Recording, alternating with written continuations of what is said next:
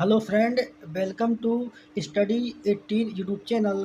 दोस्तों, स्टडी 18 के YouTube channel में आप सभी का स्वागत है। दोस्तों, आज हम इस वीडियो में दोस्तों नंद वंश के विषय में पढ़ने वाले हैं। दोस्तों, हमने इसके पिछले वीडियो में आपको शिशुनाग वंश के बारे में पढ़ाया था। वहाँ पर दोस्तों हमने जो कंप्लीट आपको शिशुनाग वंश के बारे में पढ़ाया था। तो आज दोस्तों हम इस वीडियो में नंद वंश के बारे में दोस्तों आज हम मतलब बात करेंगे।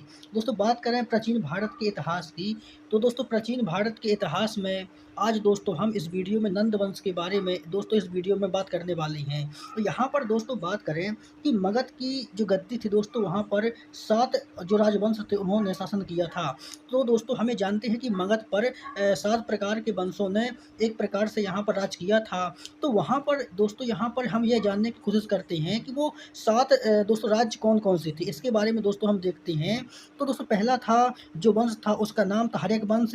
उसके बाद आता है शिशुनाग वंश, और शिशुनाग वंश के बाद दोस्तों आता है नंद वंश, और नंद वंश के बाद आता है मौर्य वंश, और मौर्य वंश के बाद आता है शुंग वंश, फिर कर्ण वंश और सातवाहन वंश। तो यहाँ पर दोस्तों जो मगध की गद्दी होती है वहाँ पर 7 राजवंशों ने शासन किया था।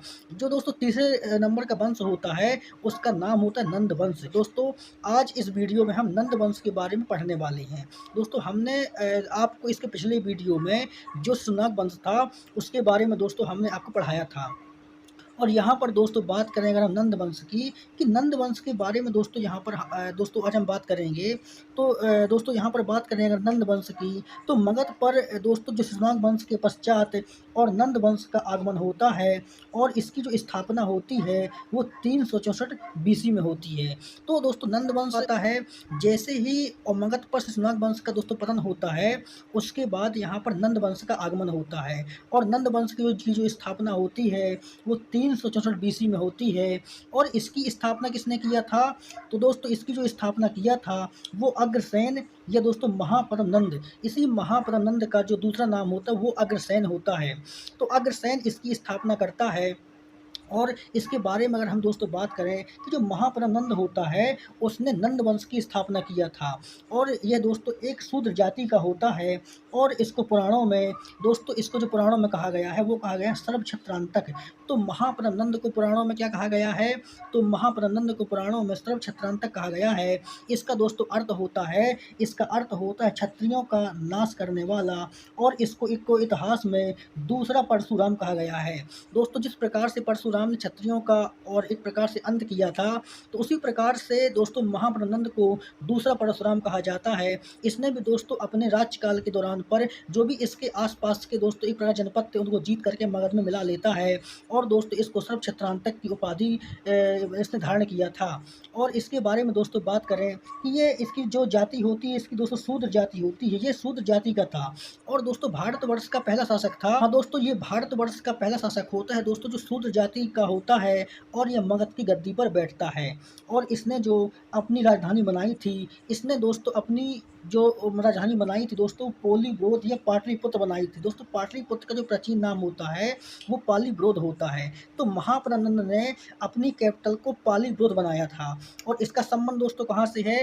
इसका संबंध शूद्र जाति से है, और इसको पुराणों में सर्वक्षत्रांतक कहा गया है, मतलब कि इसको दोस्तों क्षत्रियों का नाश करने वाला कहा गया है, और इसको दूसरा परशुराम भी कहा जाता है। और इसने टोटल दोस्तों मगध की गद्दी पर इसने टोटल 18 वर्षों तक राज किया था। इसका जो दोस्तों टाइम होता है वो टोटल 18 वर्ष होता है। ये मगध पर दोस्तों 18 वर्षों तक दोस्तों ये मगध पर 28 वर्षों तक शासन करता है। इसके बारे में दोस्तों हम दोस्तों बात करते हैं, इसने अपना साम्राज्य विस्तार किस प्रकार से किया। दोस्तों प्रत्येक राजा जब किसी गद्दी पर बैठता है तो वो गद्दी पर बैठने के बाद अपने साम्राज्य का विस्तार करता है।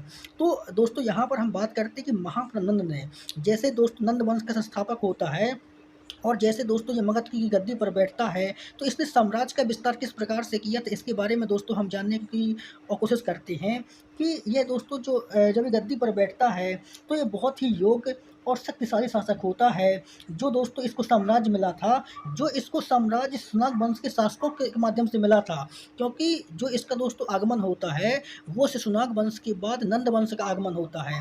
तो जो भी शिशुनाग वंश के शासक होते हैं उनके द्वारा जो जो साम्राज्य इसको मिला था, तो उसने दोस्तों उसको बनाए रखा था और उसका अधिक विस्तार किया था। तो जो साम्राज्य इसको धरोहर के रूप में मिला था उसको इसने कम नहीं नहीं होने दिया था, बल्कि दोस्तों मगध का विस्तार किया था। जो विस्तार दोस्तों बिंबिसार ने किया था और अजातशत्रु ने किया था, उसके बाद दोस्तों जो विस्तार मतलब कि हर एक वंश के शासकों ने किया था, तो उसको आगे बढ़ाने का काम करता है कौन? दोस्तों उसको आगे बढ़ाने का काम करता है महाबलम नंद। दोस्तों इसके बारे में दोस्तों हम आगे बात करते हैं। दोस्तों बात करते हैं कि इसको महाक्षत्रांतक दोस्तों क्यों कहा जाता है ना, इसको महाक्षत्रांतक क्यों कहा जाता है? क्योंकि इसने दोस्तों जो भी उस टाइम के क्षत्रिय कुल थे, तो उनका अंत किया था, इसीलिए इसको महाक्षत्रांतक कहा जाता है। और इसके दोस्तों जो आसपास इक्ष्वाकु राजा थे, पांचाल था, काशी था, अस्मक और जनपद था, कुरु था और सूरसेन थी। तो ये दोस्तों उस टाइम पर मगध के आसपास के और ये महाजनपद होते हैं, तो इनको जीत कर दोस्तों ये मगध में शामिल कर लेता है, इसीलिए दोस्तों इसको महाक्षत्रांतक कहा जाता है। और इसके बाद दोस्तों ये जो इसका जो दूसरा अभियान होता है, वो दोस्तों कलिंग की ओर होता है।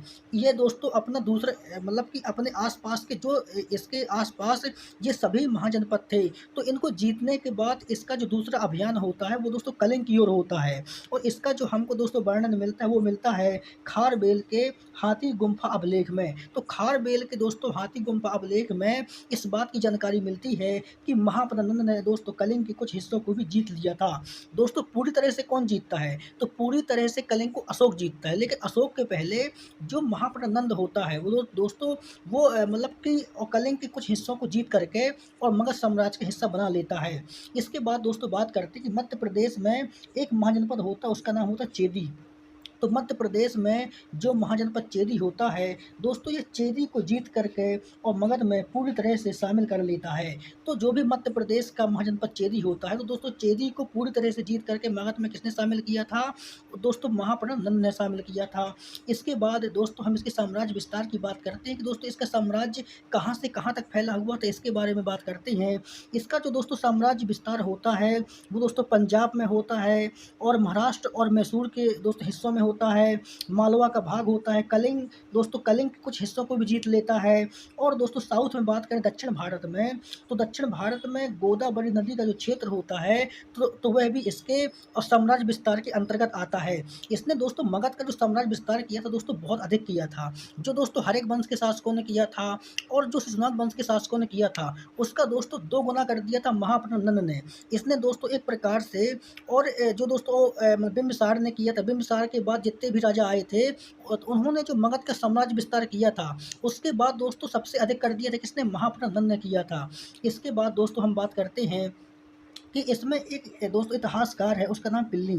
तो इतिहासकार पिल्ली के अनुसार दोस्तों इसकी शक्ति और वैभव के मामले में जो दोस्तों मगध था वो सर्वश्रेष्ठ था। और इसकी अगर हम दोस्तों सेना की बात करें कि इसकी जो विशाल सेना थी दोस्तों, सेना की बात करें कि आखिर नंद वंश की जो सेना थी वो कितनी बड़ी सेना थी।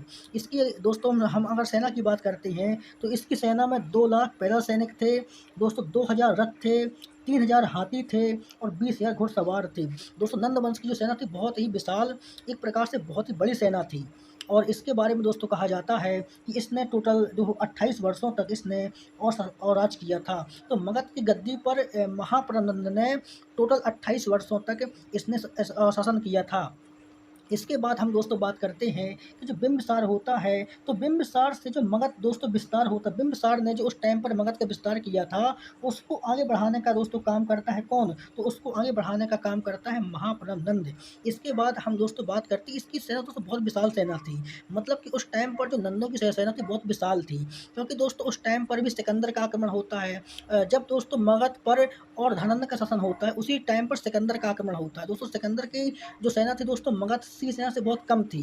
तो एक प्रकार से हम बोल सकते हैं कि दोस्तों सिकंदर के समकालीन कौन था? तो सिकंदर के समकालीन धनानंद था। इसके बाद हम दोस्तों आगे बात करते हैं। इसके बाद दोस्तों हम बात करते हैं कि जैसे ही महाप्रनंद की दोस्तों अंत होता है, जैसे ही महाप्रनंद की मृत्यु हो जाती है, उसके बाद जो दोस्तों नंदों की शक्ति होती है वो एकदम दोस्तों साम्राज्य विस्तार की ओर बहुत लगातार गिरती जाती है। मतलब कि अब नंद कमजोर पड़ते जाती हैं। जैसे ही महाप्रनंद की मृत्यु हो जाती है, उसके बाद दोस्तों जो नंदों की शक्ति होती है और साम्राज्य स्तर होता है वो कम होता जाता है और धीरे-धीरे जो इनके आस-पास के जो राज्य होते हैं, वो अपने आप में दोस्तों आज़ाद होना शुरू हो जाते हैं। और इसके बाद दोस्तों क्या होता है कि नंद के बाद दोस्तों 9 नंद राजाओं की जानकारी मिलती है। मतलब कि इसके बाद जो दोस्तों मगध की गद्दी पर जिसका भी अधिकार हुआ था, उसमें दोस्तों 9 नंद राजाओं की जानकारी मिलती है और यह जो जानकारी मिलती है, ये दोस्तों बौद्ध ग्रंथ है, उसका नाम है महाबोधि वंश। तो यहाँ पर दोस्तों महाबोधि वंश के अनुसार मतलब महाबोधि वंश के अनुसार यहाँ पर 9 नंद राजाओं की जानकारी मिलती है और दोस्तों वो 9 नंद राजा कौन-कौन से थे इसके बारे में दोस्तों बात करते हैं। उसमें दोस्तों पंडुक था, पंडुगति था, भूतपाल था, राष्ट्रपाल था, गोविनाशक था और इसके बाद दोस्तों कैवर्त था और लास्ट में कौन आता है? लास्ट में दोस्तों आता है धनानंद। तो जो भी दोस्तों 9वें नंबर का था, तो 9 नंद राजाओं में जो भी 9वें नंबर का था दोस्तों उसका नाम था धनानंद। तो यहाँ पर दोस्तों अंतिम शासक भी होता है, तो नंद वंश का जो अंतिम शासक था उसका नाम क्या था? तो नंद वंश का जो अंतिम शासक था उसका नाम था धनानंद। तो यहाँ पर दोस्तों हम इसके अंतिम शासक के बारे में पढ़ते हैं कि जो जानकारी प्राप्त होती है तो वहाँ पर 9 नंद राजाओं में से जो लास्ट का नंद राजा था उसका नाम था धनानंद। तो यहाँ पर दोस्तों हम इसके अंतिम शासक धनानंद के बारे में पढ़ते हैं। अब दोस्तों हम बात करते हैं कि जब यहाँ पर मगध की गद्दी पर जब दोस्तों धनानंद का शासन होता है उसके बारे में दोस्तों हम जानने का प्रयास करते हैं कि दोस्तों ये सिकंदर का समकालीन था। जो दोस्तों धनानंद था ये सिकंदर का समकालीन था। जब दोस्तों सिकंदर ने भारत पर आक्रमण किया था तो उस टाइम पर दोस्तों मगध पर धनानंद का राज चल रहा था। मतलब एक प्रकार से कह सकते हैं कि जब भारत पर सिकंदर आक्रमण करता है उसी टाइम पर दोस्तों मगध की गद्दी पर कौन बैठा था? उसी टाइम पर मगध की गद्दी पर धनानंद बैठा था और ये दोनों एक दूसरे के समकालीन होते हैं। क्या होते? समकालीन होते हैं। इसके बारे में दोस्तों कहा जाता है कि यह एक अत्याचारी शासक था और इसने दोस्तों अपनी जनता पर बहुत अधिक टैक्स लगा दिया। टैक्स के मामले में दोस्तों बहुत अधिक था। इसने अपने राज्य की पब्लिक पर बहुत अधिक टैक्स बांध दिया था। जो दोस्तों टैक्स था वो उस टाइम पर दोस्तों खाने पीने की वस्तुओं मतलब खाने पीने की जो वस्तुएं होती थी उसमें भी इसने टैक्स लगा दिया था। टैक्स के मामले में दोस्तों इसने बहुत अधिक और कर थोप दिया था अपनी पब्लिक पर। इससे दोस्तों पब्लिक इससे गुस्सा हो जाती है और इसके अत्याचारों से जो यहाँ की जनता होती है दोस्तों त्रस्त हो जाती और दोस्तों इसके अत्याचारों से परेशान हो जाती है।